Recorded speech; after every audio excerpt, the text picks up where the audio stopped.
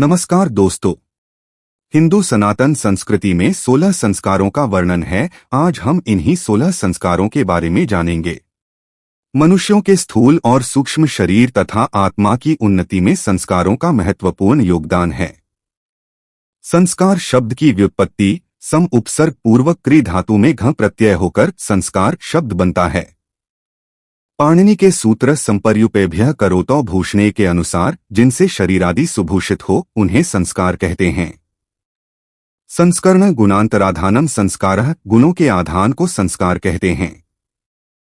ऋषि दयानंद सरस्वती के शब्दों में संस्कार करके शरीर और आत्मा सुसंस्कृत होने से धर्म, अर्थ, काम और मोक्ष को प्राप्त हो सकते हैं और संतान अत्यंत योग्य होते हैं। इसीलिए संस्कारों का करना सभी मनुष्यों को अत्यंत उचित है। यह 16 संस्कार इस तरह से हैं।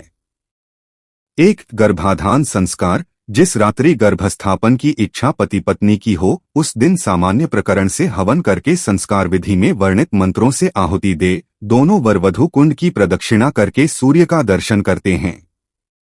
गर्भाधान क्रिया का समय प्रहर रात्रि के गए पश्चात एवं प्रहर रात्रि शेष रहने के बीच का है। गर्भ स्थित होने के दूसरे दिन व दूसरे महीने संस्कार विधि में वर्णित अन्य मंत्रों से आहुति देनी चाहिए। 2. पुंसवन संस्कार का समय गर्भस्थिति ज्ञान हुए समय से दूसरे व तीसरे महीने में है। 3. सीमंतोन्यन संस्कार का समय आश्वलायन के अनुसार गर्भमास से चौथे महीने में शुक्ल पक्ष में जिस दिन मूल आदि पुरुष नक्षत्रों से युक्त चंद्रमा हो। पारस्कर के अनुसार पुंसवन संस्कार के तुल्य छठे व 8वें महीने में पूर्वोक्त पक्ष नक्षत्र युक्त चंद्रमा के दिन करना चाहिए। 4. जातकर्म संस्कार संतानोत्पत्ति के दिन किया जाता है। 5. नामकरण संस्कार जिस दिन जन्म हो उस दिन से लेकर 10 दिन छोड़ 11वें अथवा दूसरे वर्ष के आरंभ में जिस दिन जन्म हुआ हो संतान का नाम रखना चाहिए। 6. निष्क्रमण संस्कार में घर से जहाँ का वायु शुद्ध हो वहाँ शिशु को भ्रमण कराया जाता है। इसका उपयुक्त समय संतान के जन्म के पश्चात तीसरे शुक्ल पक्ष की तृतीया अथवा चौथे महीने में जिस तिथि में संतान का जन्म हुआ हो उस तिथि में करना चाहिए। 7. अन्नप्राशन संस्कार जन्म से छठे महीने में जब शिशु की शक्ति अन्न पचाने की हो जाए तब करते हैं। 8. चूड़ाकर्म संस्कार जन्म के तीसरे वर्ष अथवा 1 वर्ष में उत्तरायण काल शुक्ल पक्ष में जिस दिन आनंद हो उस दिन शिशु का केशछेदन मुंडन करना चाहिए। 9. कर्णवेध संस्कार जन्म से तीसरे अथवा 5वें वर्ष करना उचित है। 10. उपनयन संस्कार मनुस्मृति के अनुसार ब्राह्मण के बालक का जन्म गर्भ से 5वें, क्षत्रिय के बालक का जन्म गर्भ से 6ठे, वैश्य के बालक का जन्म गर्भ से 8वें वर्ष में प्रातःकाल विद्या, बल, व्यवहार की इच्छा से करना चाहिए। आश्वलायन एवं पारस्कर के अनुसार जन्म गर्भ से 8वें वर्ष में अथवा अधिकतम 16वें वर्ष में ब्राह्मण के बालक का, जन्म गर्भ से 11वें वर्ष में अथवा अधिकतम 22वें वर्ष में क्षत्रिय के बालक का और जन्म गर्भ से 12वें वर्ष में अथवा अधिकतम 24वें वर्ष में वैश्य के बालक का उपनयन संस्कार अवश्य हो जाना चाहिए।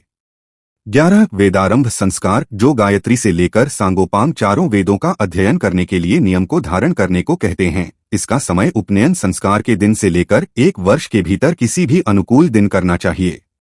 12. समावर्तन संस्कार विद्यालय छोड़कर घर की ओर आने को कहते हैं। 13. विवाह संस्कार का समय पुरुष का न्यूनतम 25वें वर्ष में और कन्या का न्यूनतम 16वें वर्ष में विवाह का कनिष्ठ समय कहलाता है। 30वें वर्ष से लेकर 38वें वर्ष तक में पुरुष का और 17वें वर्ष से लेकर 19वें वर्ष तक में स्त्री के विवाह का मध्यम समय कहलाता है। 40वें वर्ष से लेकर 48वें वर्ष तक के पुरुष का और 20वें वर्ष से लेकर 24वें वर्ष तक में स्त्री के विवाह का उत्तम समय कहा जाता है। इस संस्कार को उत्तरायण शुक्ल पक्ष के किसी अच्छे दिन अथवा किसी भी दिन सायंकाल करना चाहिए। 14. वानप्रस्थ संस्कार जब 50 वर्ष की आयु के पश्चात पुत्र का भी पुत्र हो जाए तब वन जाकर एकांत में निवास कर योगाभ्यास एवं आत्मचिंतन करना चाहिए। 15. संन्यास संस्कार उसको कहते हैं कि जो मोहादि आवरण पक्षपात छोड़कर विरक्त होकर सब पृथ्वी में परोपकार्थ विचरण करना। आयु का तीसरा भाग जंगलों में न्यूनतम 12 वर्ष और अधिकतम 25 वर्ष व्यतीत करके आयु के चौथे भाग में अर्थात 70 वर्ष के पश्चात सन्यासी होने का समय होता है। 16. अंत्येष्टि संस्कार इसमें मृत शरीर को भस्म करने पर्यंत कर्म किया जाता है। इसे नरमेध, पुरुषमेध, नरयाग, पुरुषयाग भी कहते हैं। दोस्तों, आपसे निवेदन है कि हमारे YouTube channel the educational and spiritual consciousness को लाइक करें, शेयर करें और सब्सक्राइब करें। जय श्रीमन नारायण।